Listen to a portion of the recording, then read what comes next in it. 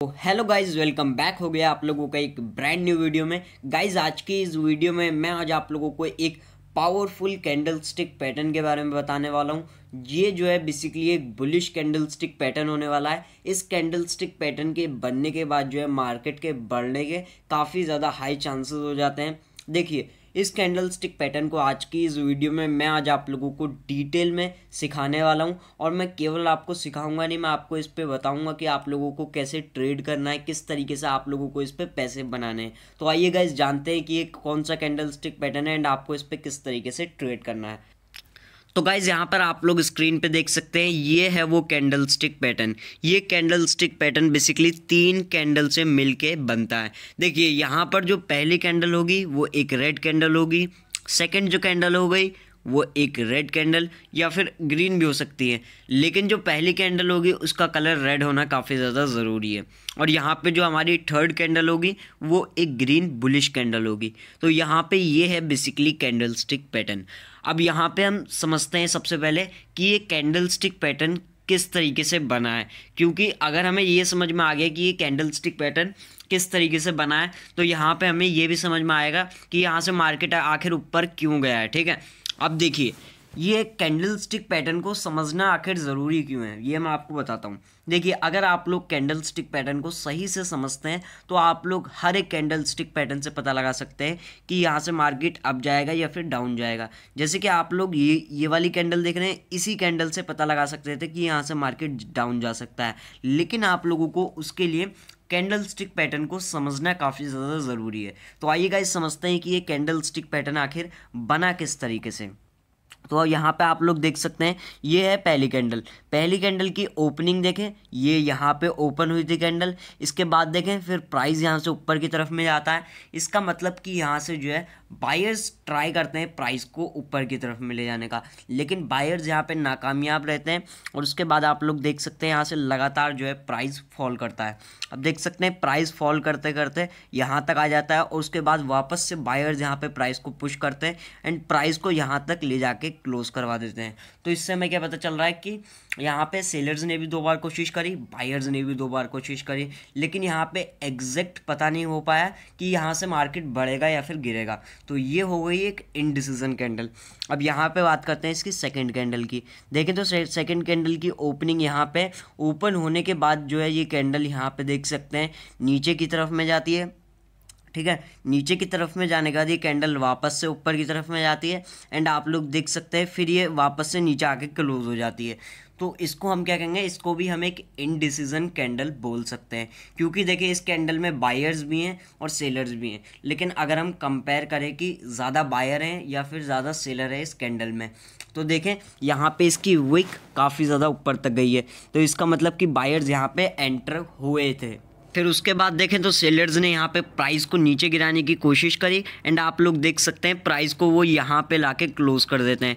तो इससे हमें क्या पता चल रहा है, इससे हमें बेसिकली ये पता चल रहा है कि बायर्स ने भी यहाँ पे कोशिश करी, सेलर ने भी यहाँ पे कोशिश करी, लेकिन यहाँ पे एग्जैक्ट पता नहीं चल पाया यहाँ पे कौन स्ट्रॉन्ग है। तो ये क्या होगी, हमारे पास एक 2 इनडिसीजन कैंडल्स होगी, जिससे कि हमें बेसिकली पता चल रहा है ये जिस तरफ मार्केट निकलेगा उस तरफ मार्केट एक बड़ा मूव कर सकता है, क्योंकि यहाँ पे बायर एंड सेलर की क्या चल रही है, फाइट चल रही है। और देखिए जहाँ पे लोग बाई सेल कर रहे होते हैं और अगर ज़्यादा पैसा किसी तरफ लग जाता है तो उस तरफ का मूव आने का चांस होता है। जैसे कि अगर यहाँ पे ज़्यादा पैसा यहाँ पे जो बिग प्लेयर्स है यानी कि जो इंस्टीट्यूशंस है, अगर उन्होंने बाइंग में लगा दिया तो डेफिनेटली यहाँ से प्राइस बढ़ सकता है, और अगर उन्होंने सेलिंग की तरफ में पैसा लगा दिया तो फिर यहाँ से प्राइस डेफिनेटली गिर सकता है।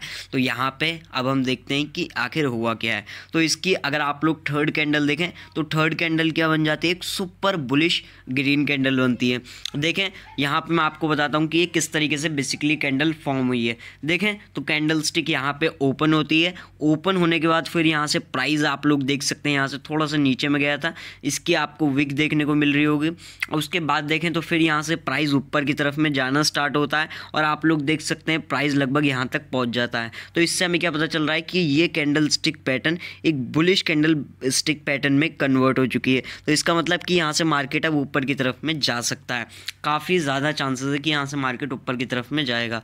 क्यों? क्योंकि इसकी जो पिछली 2 कैंडल हैं वो ना ही ऊपर जा पा रही है ना ही नीचे जा पा रही है। देखें तो इसने ऊपर की तरफ में ब्रेक कर दिया, तो इट मीन्स कि यहाँ से प्राइस ऊपर जाने के काफ़ी ज़्यादा हाई चांसेस हैं। तो यहाँ से हमें पता चल गया कि प्राइस यहाँ से बढ़ सकता है। तो यहाँ पे अब हमें कैसे यहाँ पर अपना ट्रेड बनाना है उसके बारे में ज़रा बात कर लेते हैं। देखिए बहुत ज़्यादा सिंपल है ट्रेड बनाना।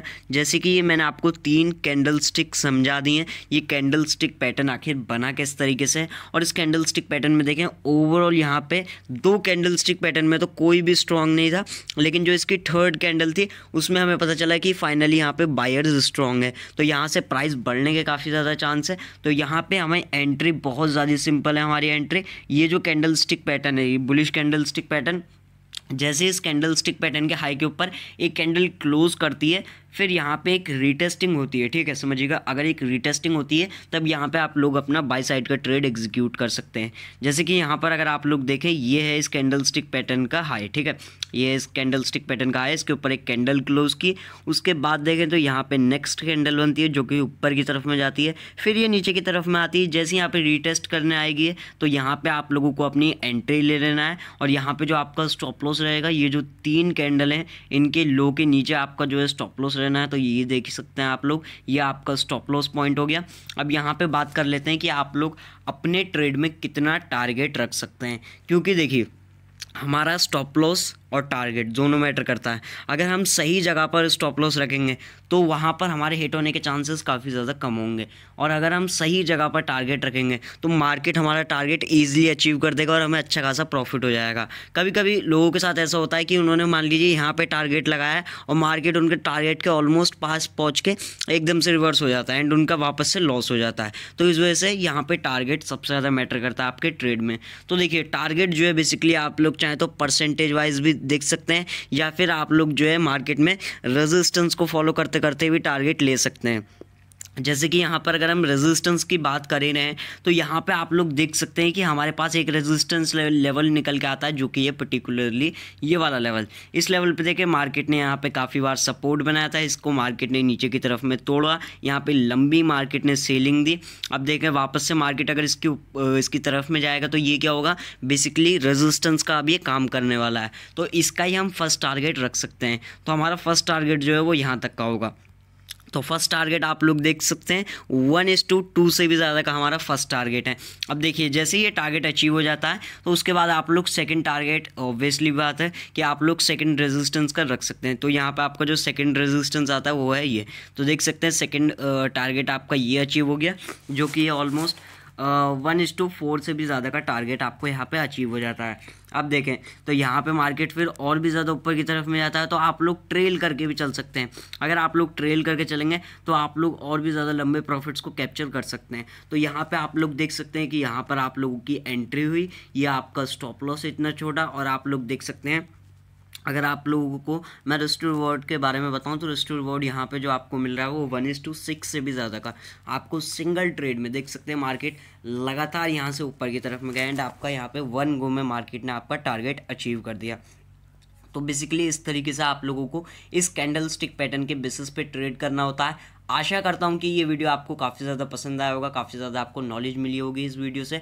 अगर आप लोगों को ये वीडियो थोड़ा भी इन्फॉर्मेटिव लगा है तो वीडियो को एक लाइक एंड इस चैनल को सब्सक्राइब भी ज़रूर कर लीजिएगा। मैं आपसे मिलता हूँ एक नेक्स्ट वीडियो में, तब तक के लिए बाय बाय।